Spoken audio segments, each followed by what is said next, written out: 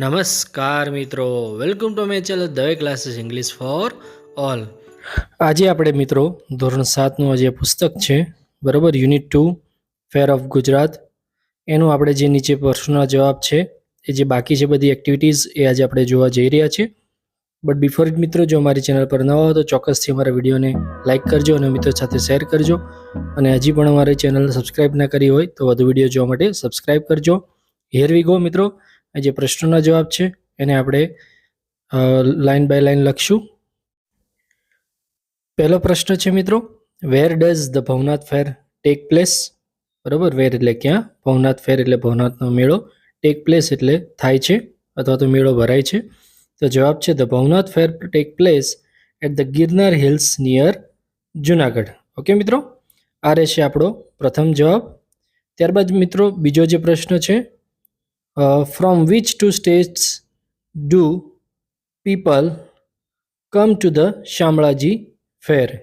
Which એટલે કયા, two એટલે બે, સ્ટેટ્સ એટલે રાજ્યના, પીપલ એટલે લોકો, કમ એટલે આવે છે શામળાજી મેળામાં. બરાબર, તો અહીંયા આવશે people from Gujarat and Rajasthan come to the Shamlaji ફેર.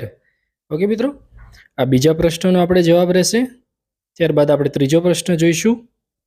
શું કહે છે જો ત્રીજા પ્રશ્નમાં, what do devotees buy at the Shamlaji fair? What એટલે શું, ડિવોટીઝ એટલે ભક્તો, બાય એટલે ખરીદે છે, શામળાજી ફેર શામળાજી મેળામાં શું ખરીદે છે? તો જવાબ છે devotees buy jewellery, clothes and crafts at the Shamlaji fair. બરાબર, ભક્તો છે શું ખરીદે છે? જ્વેલરી, ઘરેણાં ખરીદે છે, કપડાં ખરીદે છે, એન્ડ ક્રાફ્ટ્સની જે આઇટમો છે એ બધી ખરીદે છે શામળાજી મેળામાં. ત્યારબાદ ચોથા નંબરનો આપણે પ્રશ્ન જોઈએ મિત્રો. શું કહે છે ચોથા નંબરના પ્રશ્નમાં, how do people celebrate at the Madhavpur fair? How એટલે કઈ રીતે, પીપલ એટલે લોકો, સેલિબ્રેટ એટલે ઉજવે છે, માધવપુર ફેર માધવપુરનો મેળો છે એ લોકો કઈ રીતે ઉજવે છે? તો મિત્રો એનો જવાબ અહીંયા છે આપણને, people do garba, sing songs and visit colourful shops at Madhavpur fair. People એટલે લોકો, ડુ એટલે કરે છે, ગરબા કરે છે, સિંગ સોંગ ગીત ગાય છે ભક્તિના, વિઝિટ એટલે મુલાકાત કરે છે કલરફુલ રંગબેરંગી શોપ્સ દુકાનોના માધવપુર મેળાની અંદર. ઓકે મિત્રો, આ ચોથા પ્રશ્નનો જવાબ રહેશે. ત્યારબાદ આપણે પાંચમો પ્રશ્ન જોઈએ. પાંચમા પ્રશ્નમાં અહીંયા છે પ્રશ્ન કે the Vautha fair is famous for? વૌઠાનો મેળો છે એ શેની માટે ફેમસ છે? તો બોટ રેસ છે, સેલિંગ કેમલ્સ એન્ડ ડોન્કીઝ છે, ગધેડા અને ઊંટ વેચવા માટે, કાઇટ ફ્લાઇંગ પતંગ ચગાવવા માટે, મેકિંગ સ્વીટ્સ મીઠાઈ બનાવવા માટે. તેનો જવાબ નીચે મિત્રો રહેશે, the Vautha fair is famous for selling camels and donkey. B નંબરનો મિત્રો જવાબ અહીંયા આવશે. ત્યારબાદ આપણે બી નંબરની એક્ટિવિટી જોઈએ. તો શું કહે છે અહીંયા જો, correct the underline parts and rewrite the sentences. Correct એટલે સાચા કરવાના છે, અંડરલાઇન એટલે લીટી કરેલા શબ્દો છે, અને ફરીથી લખવાનું છે આખું વાક્ય. તો એ પહેલું આપણને વાક્ય આપેલું છે મિત્રો એક્ઝામ્પલમાં કે Bhavnath fair is held at Girnar hills the holy festival. બરાબર, તો આ હોલી જે લીટી કરી છે એ ખોટું છે, એની જગ્યાએ આપણે સાચું અહીંયા લખવાનું છે. તો અહીંયા લખ્યું છે મહાશિવરાત્રિ. ઓકે, એ રીતે જે લીટી કરેલા શબ્દો છે એમાં ફેરફાર કરીને આપણે સાચો જવાબ લખવાનો છે. તો અહીં આપણે પહેલા નંબરનું આપણે જોઈએ તો શું કહે છે, the Vautha fair is held in Kutch district during Pratham Purnima. બરાબર, તો કચ્છ છે, વૌઠા ફેર છે કચ્છ જિલ્લામાં થતો નથી, તો આપણે અહીંયા લખશું કચ્છની જગ્યાએ અહેમદાબાદ. અહીંયા દેખાય છે મિત્રો, એ રીતે તમારે કચ્છની જગ્યાએ અહેમદાબાદ લખવાનું રહેશે. Vautha fair is held in Ahmedabad district during the Pratham Purnima. Okay, હવે આપણે નેક્સ્ટ જોઈએ. સેકન્ડ નંબરનું વાક્ય છે મિત્રો, the Madhavpur fair starts from Chaitra Krishna Paksha Navami. તો અહીંયા કૃષ્ણ જે લખ્યું છે એની જગ્યાએ આપણે ફેરફાર કરવાનો છે. તો અહીંયા ફેરફાર થશે, કૃષ્ણની જગ્યાએ થશે શુક્લ પક્ષ. ઓકે, બસ એટલો જ ફેરફાર કરવાનો છે, કૃષ્ણની જગ્યાએ શુક્લ લખવાનું છે. ત્યારબાદ ત્રીજા નંબરનું આપણે જોઈએ તો મિત્રો શું કહે છે, in Shamlaji fair people pray to god Shiv in temple. શામળાજી મેળામાં લોકો ભગવાન શિવની પ્રાર્થના કરે છે મંદિરની અંદર. તો અહીંયા જે ગોડ શિવ છે એની જગ્યાએ શું લખવાનું છે મિત્રો? Yes, God Vishnu. ઓકે, બસ આટલો જ ફેરફાર કરવાનો છે. ત્યારબાદ આપણે પછીની એક્ટિવિટી જોઈએ તો જો અહીં આપણને એક ઋતુચક્ર આપેલું છે, ટાઇટલ આપી છે સ્ટડી ધ ઋતુચક્ર. ઋતુચક્રનું એ ચિત્ર છે મિત્રો, વચ્ચે ઋતુઓના નામ છે, આજુબાજુ સમર છે ઉનાળો, મોન્સૂન ચોમાસું, વિન્ટર શિયાળો, બરાબર, શિશિર ઋતુ છે, વસંત ઋતુ છે, ગ્રીષ્મ, વર્ષા, શરદ અને હેમંત, બરાબર. આ પણ ઋતુચક્રના જ નામ છે. અર્લી વિન્ટર જે છે શિયાળા પહેલાંનો સમય છે એને કહેવામાં આવે છે હેમંત ઋતુ. ત્યારબાદ શિશિર ઋતુ છે, વસંત ઋતુ છે. હવે એમાં અહીંયા કેવા કપડાં પહેરવા જોઈએ, કેવો ખોરાક ખાવો જોઈએ, એ સર્વે માહિતી અહીંયા મિત્રો ઋતુચક્રમાં આપણને આપેલ છે. તો હવે એના આધારે નીચે આપણે જે પ્રશ્ન છે એ આપણે અહીંયા ભરવાના છે, ટીક કરવાના છે.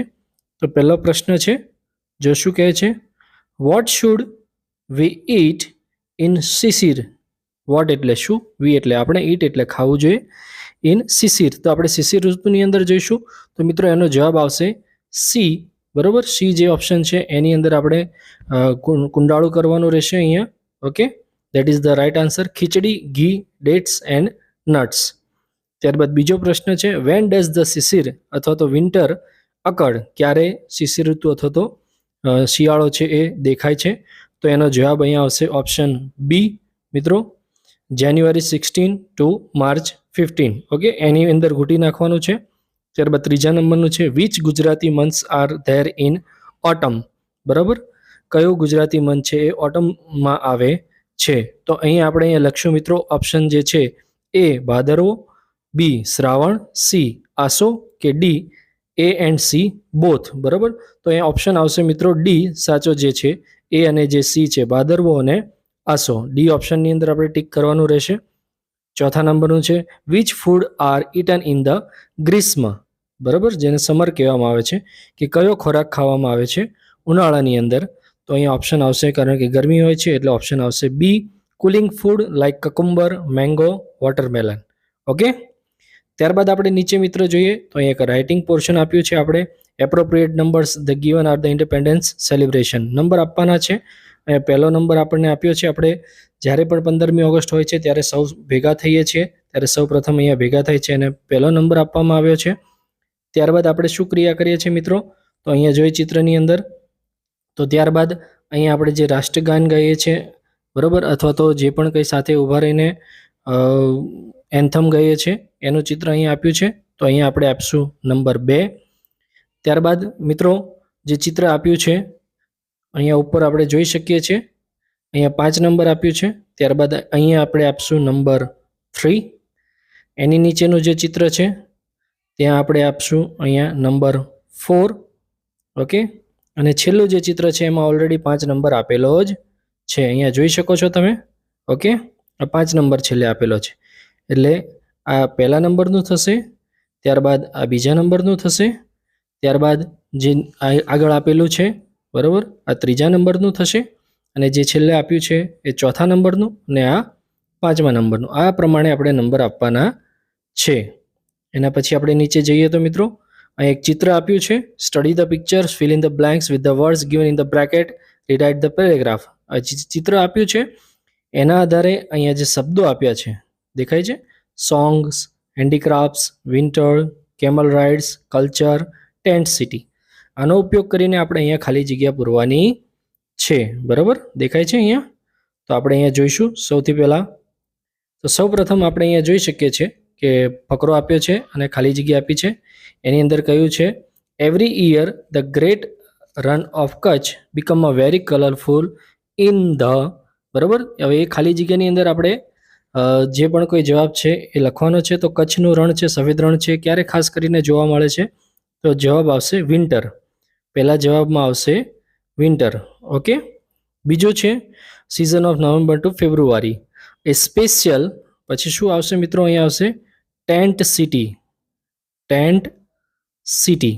ઓકે, આ બીજા નંબરનો આવશે જવાબ, ટેન્ટ સિટી.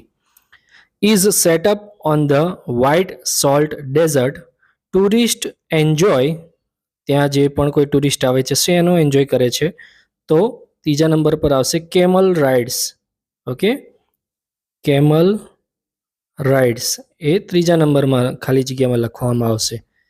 એના પછી આપણે જોઈએ તો ચોથા નંબરમાં આવશે હેન્ડીક્રાફ્ટ્સ. ઓકે, આ જે છે હેન્ડીક્રાફ્ટ્સ, ત્યાં આવશે નંબર 4. અહીંયા લખવામાં આવશે હેન્ડીક્રાફ્ટ્સ.